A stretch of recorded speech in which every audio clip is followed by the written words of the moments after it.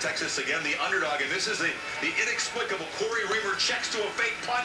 TJ Fitzgerald intercepted by Blake Gideon, the first series of the game. Think what's going on? No, I just finally got a good look at it. This was a disguise that Texas had. They had 10 guys up, and they pulled out of it, and you get a great play, great disguise. They threw it uncovered to the gunner, and they covered it. That's a great play. I didn't realize that's how it happened. But the fourth snap for Texas, McCoy, a design run, a big Marcel Darius hits him right there on the right shoulder. McCoy knows right away that he's hurt, Kirk. Yeah, I think initially he thought he might be able to shake it off. He sits on top of the pile, tries to maybe think he's ready for the next play, and then he has to shake it off. And at that point, Texas calls a timeout to try to regroup. And in comes Garrett Gilbert from Austin, a true freshman. He was the National High School Player of the Year last year, set a Texas state record, a big talent, but they wanted to see him in September of 2010, not January of 2010. He just had mop-up duty this year. No way he could be ready for this. No, I don't think there's a true freshman quarterback in the country that would be ready to come into this atmosphere against this kind of defense. The game was moving way too fast for him here early. They try to go play action, try to catch Alabama off guard. The defense is there, and eventually they end up settling for the field goal. That's the big win, Pete, as McCoy goes off to have that shoulder check. But then the onside kick, and this was a wrinkle. Alabama not ready for the short kickoff. Yeah, I think after the first one, you know, they fielded the ball right. I bet they told Julio to go ahead and just field that second one, and the ball hit in between the two guys. Couldn't get to the ball on the 32-yard line. That's too far up the field. That was a mistake by them. And it's another opportunity here for Texas, talking about the mayhem in the early part of the football game. It was crazy right in here. Boy, Texas had a chance. They couldn't seize the opportunity. Now they couldn't. A 3rd and 5. Dan Buckner had an opportunity. Could not come up with the pass from Gilbert. Texas receivers really struggled in the first half. Yeah, Dan Buckner and Malcolm Williams both just really struggling, I think, to have the confidence to be able to secure the football and make the catch. So it's only 6-0, Bama down, and then the Heisman Trophy, whatever. Go to work some physical runs here. Yeah, this is a nice football right here. They're banging it up in there, really taking it to a defense that you wouldn't think this would happen to. But that's the thing we wanted to see. How would Ingram, the Heisman winner, do against the #1 rushing defense in the country? And we've learned a lot. I think he was lights out. Yeah. Look at Cody. The big guy flinched. They didn't get the false start. Yeah. The umpire could have got that. The referee could have got that. He didn't get it. They got away with it and banged it in the end zone. Jumbo formation as Ingram just waltzes in the end zone. Bama takes a 7-6 lead. Ensuing Texas drive, 3rd and 15. Courtney Upshaw hits Gilbert as he throws the ball. This is almost another injury to a quarterback. Yeah, Sherrod Harris all of a sudden starts to warm up, the 3rd-string quarterback. You know you're in trouble, but fortunately he was able to shake this off and come back for a pretty heroic second half. You know, I think they had trouble here finding the rhythm and what they wanted to do with Gilbert, and he was struggling. There was 3 straight drop-back passes. He got hammered. They couldn't get anything going. And meanwhile, Richardson breaks up the middle. The freshman, untouched, 48 yards for a touchdown. Great speed.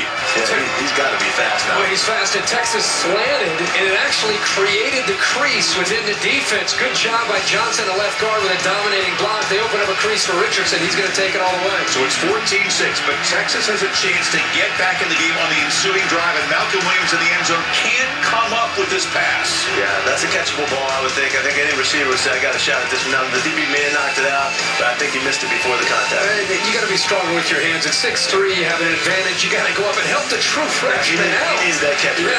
The Texas coaches couldn't believe it, and it was so costly because next play, Javier Arenas jumps the slant route, the interception by the freshman. Yeah, that's ill-advised. There's 3 guys around the football. He just didn't look and threw right into the coverage. And like any young quarterback, when you throw to the middle and the heart of a defense, there's just too many colors, too much movement for a young quarterback. He was really struggling in the that game. Disaster right here. The shovel pass is picked up. That place was there. It is. Look at the big guy, the spin move. Right pass to the end zone. That's a Hall of Fame highlight shot right there, man. That's a great one. Instead of taking a knee and going in, down 11, they end up going down 18, Kirk. And the bad news for Texas fans came at the beginning of the second half. Lisa Salters got the word that it was going to have to be the young freshman the rest of the way. Colt McCoy will not return to this game. So I asked Mac, how does your game plan change with the true freshman in under center? And he said, look, we just got to find something that he's able to do, simplify, so that we're able to get something out of our offense. They did. win by finding Jordan Shipley in the third quarter. Well, Texas' defense was smothering Bama. Ty didn't have a single first down in the third quarter. Finally, Shipley, his first touchdown catch in a bowl. I think this is a turning point for young Garrett Gilbert. I think he has some confidence after this. The offensive line does a good job of giving him time. That was the most important thing. The blitz, he had just enough time here to be able to get the ball over top of McClain, and he gets a one-on-one matchup with Shipley on the man that he needed. I think everything changed for Garrett right there. He all of a sudden felt it, and then look what happened. This is a fumble on an onside kick. Texas has the ball. They got momentum, but Bama's defense would rise up and stiffen here. But it changes the field position. Just by catching this break, even though they don't come up with a first down, they're able to push Alabama, who's very conservative at this point in the game, to get the defense back on the field and get the ball back. And Williams not able to come up with a catch on 3rd and 11. I think Alabama at the time felt that they just kept running the football, they would win the game. They couldn't feel any kind of firepower out of Texas. I think they felt they had it. So, up by 11, the very reliable Tiffin for 52. Can't quite get it.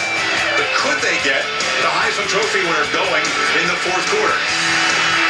It's a bust and touchdown. Right? Yeah. It's this man coverage with Robbie Green. They brought another blitz, and this is risk-reward type of defense. Upshaw gets there late, but one-on-one Green against Shipley, and he finds him again for the touchdown. Big touchdown passes against the pressure, and they found the guy, and Shipley came through. Craig Davis gets a hug. They're finding ways with a young quarterback. McCoy trying to be a leader. And this is two-point conversion. Buckner does make the tough catch over the middle, and then suddenly it's a 3-point game inside of 6.5 minutes to play. And Evan Ingram would come back in the game. They worked the cramps out, and they worked him.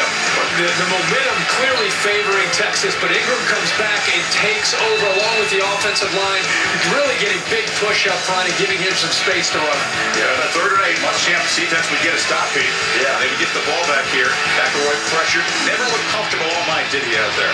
Yeah, he had a tough night. He really didn't do the kinds of things that you like to see him do, but he did enough to win the football. No sacks allowed by Texas all night until the Texas native, Eric Anders, comes off the edge, forces the fumble. Upshaw recovers it. Crucial.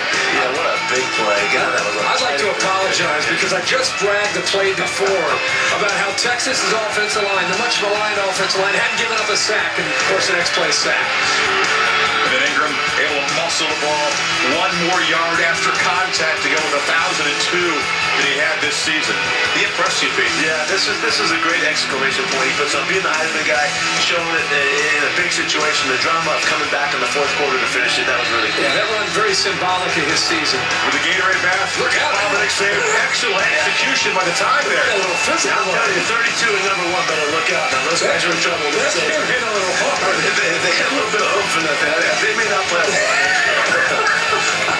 Mac Brown, Texas wondering what might have been. Had Colt McCoy been able to go. A nice embrace for the Heisman Trophy winner, Mark Ingram, in the 2nd national title for Saban. Now at 2 different schools. They do it despite converting just 2 of 12 third downs and completing just 6 passes. McElroy just 58 yards, but notice 2 100-yard running backs, Ingram and Richardson. So